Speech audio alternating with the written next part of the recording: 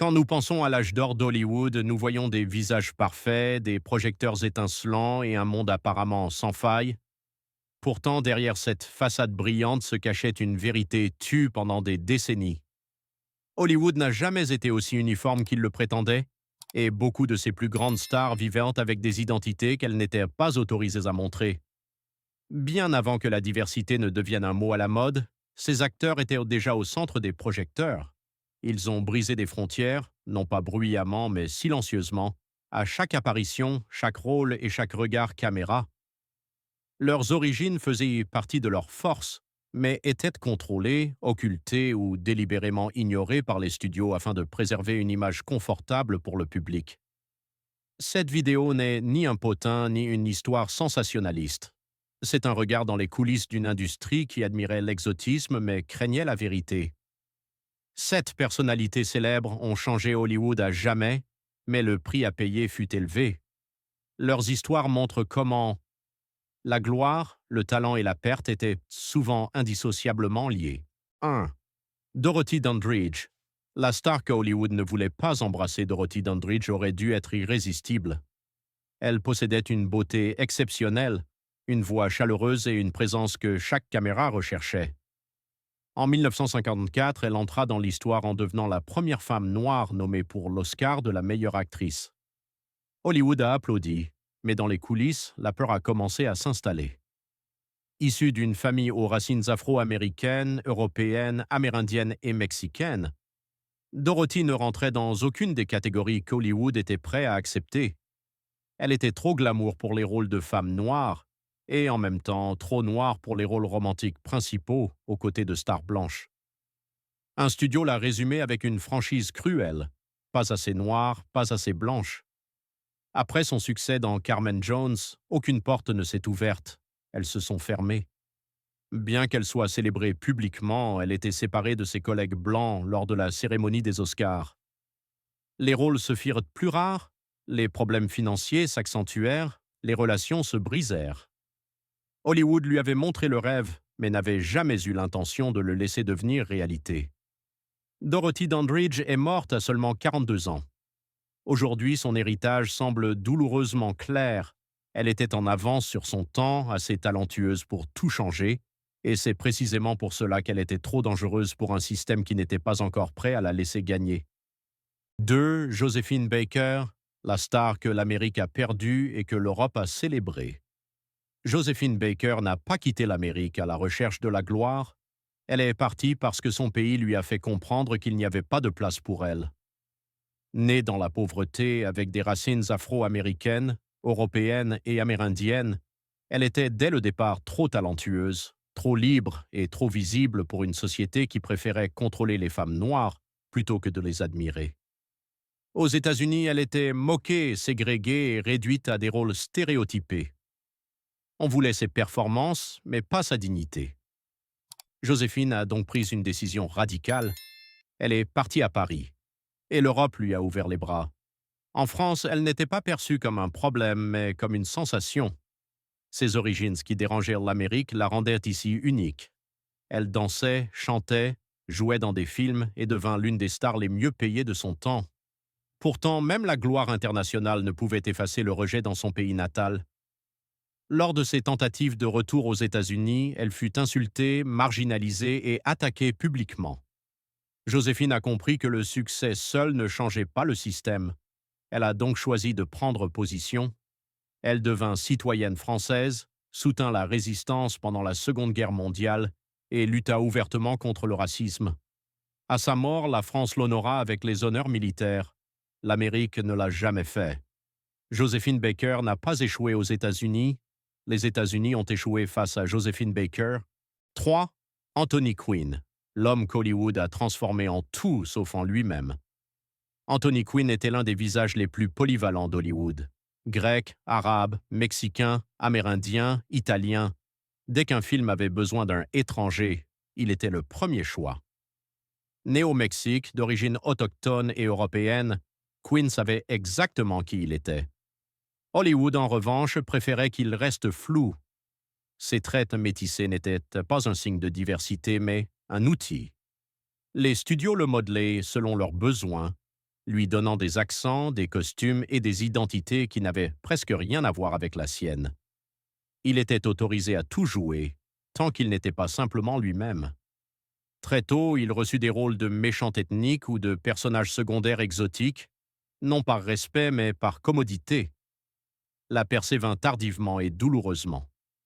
Pour Viva Zapata, Quinn remporta un Oscar, ironiquement en tant que Mexicain aux côtés d'un acteur principal blanc. Même au sommet, le schéma persistait. Son talent le rendait indispensable, son origine interchangeable. Quinn plaisanta un jour en disant qu'il avait joué tellement de nationalités qu'il en avait oublié la sienne. Pourtant, c'est précisément là que résidait sa rébellion silencieuse. Dans des rôles comme Zorba le Grec, il apportait une authenticité qu'aucun maquillage ne pouvait créer. Anthony Quinn n'a pas vaincu le système d'Hollywood. Il l'a traversé de part en part et a montré au passage à quel point ce système était absurde. 4. Merle Oberon. Le secret qu'Hollywood a inventé pour elle. Merle Oberon était l'incarnation de l'élégance et de la beauté mystérieuse. Elle a joué aux côtés des plus grandes stars. Sax Kingston a reçu une nomination aux Oscars et incarnait précisément ce raffinement exotique qu'Hollywood adorait. Pourtant, presque tout ce que l'on savait de ses origines était inventé. Officiellement, elle était issue d'une famille britannique respectable. En réalité, elle est née en Inde avec des racines européennes et sud-asiatiques. Dans les années 1930, ce n'était pas un détail mais une menace pour toute sa carrière. Hollywood a donc utilisé son arme la plus puissante, une nouvelle biographie. Les liens de parenté ont été réécrits, les faits ont disparu, des documents ont été accidentellement égarés. Oberon a vécu pendant des décennies avec la peur d'être démasquée. Elle évitait les interviews, fuyait les voyages, contournait les questions. Ironiquement, ce qu'elle devait cacher était vendu comme son plus grand attrait. Son prétendu mystère n'était rien d'autre que sa vérité refoulée. Quand on regarde ses films aujourd'hui, beaucoup de choses semblent ambiguës. Elle jouait souvent des femmes qui n'appartenaient pas tout à fait, prises entre deux mondes. Merle Oberon n'a pas joué une fantaisie pour Hollywood. Elle en a survécu à une. 5. Lena Horne, la star qui a refusé de jouer le jeu. Lena Horne n'est pas venue à Hollywood pour se montrer reconnaissante. Elle est venue avec une voix qui remplissait l'espace, une beauté impossible à ignorer et des limites claires. Elle refusait systématiquement les rôles de servante ou de décor exotique, même si cela signifiait avoir moins de travail. Avec ses racines afro-américaines et européennes, elle se trouvait dans une zone grise qu'Hollywood voulait exploiter. Elle pouvait être glamour, mais sans faire réellement partie de l'histoire. Ses numéros de chant étaient souvent filmés de manière isolée afin qu'ils puissent être facilement coupés pour les projections dans le sud ségrégationniste. Visible mais remplaçable. Horne a reconnu le jeu et s'y est opposée. Elle exigeait des clauses contractuelles contre les représentations stéréotypées, refusait les dialectes et les rôles qui humiliaient les femmes noires. Le résultat était prévisible, moins de films, moins de soutien, plus de résistance dans les coulisses. Pourtant, Lena Horne a transformé la limitation en force. Elle a déplacé sa carrière vers les scènes et les salles de concert et a utilisé sa notoriété pour dénoncer ouvertement le racisme.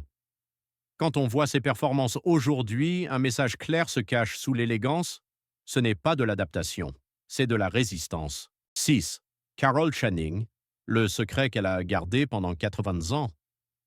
Pendant des décennies, Carol Channing a été l'une des figures les plus flamboyantes du spectacle américain. Grande, blonde, exubérante, débordante d'énergie. Elle incarnait tout ce que le public associait au glamour classique de Broadway.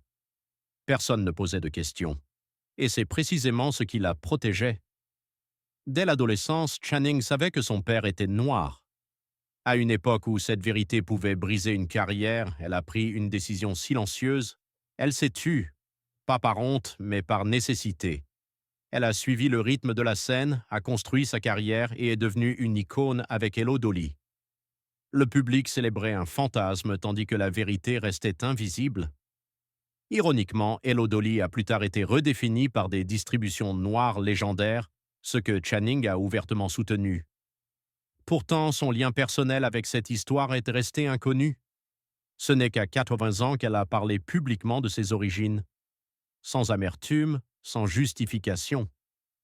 Son histoire n'est pas celle d'une tromperie, mais d'une survie.